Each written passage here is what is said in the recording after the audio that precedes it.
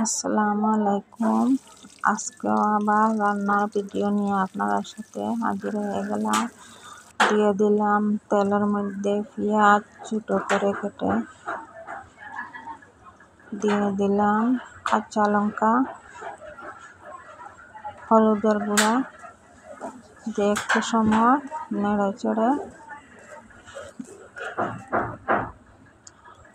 পেঁয়াজটা brown colour হওয়ার পরে দিয়ে দেব মিষ্টি লাউ ছোটো ছোটো করে কেটে রাখে দিলাম। এইটা ভাজি করব আজকে।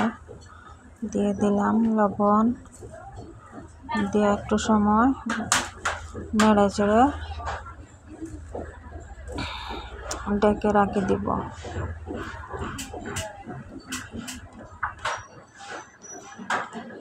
ডেকে রাখার পরে হয়ে গেল মিষ্টি লাউ ভাজা।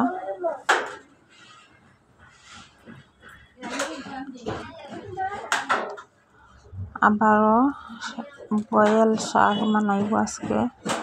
দিয়ে দিলাম জলের মধ্যে শুটকি, লাল লঙ্কা, আলু,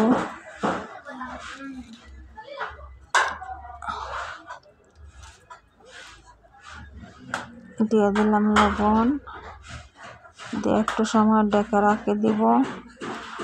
আলু কিছু বয়েল হওয়ার পরে দিয়ে দিলাম শাক।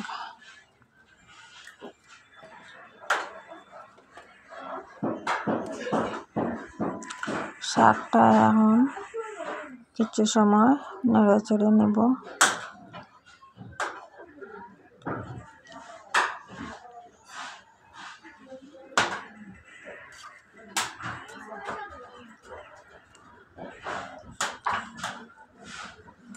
একটু সময় নেড়ে চেড়ে ডেকে রাখে দিলাম।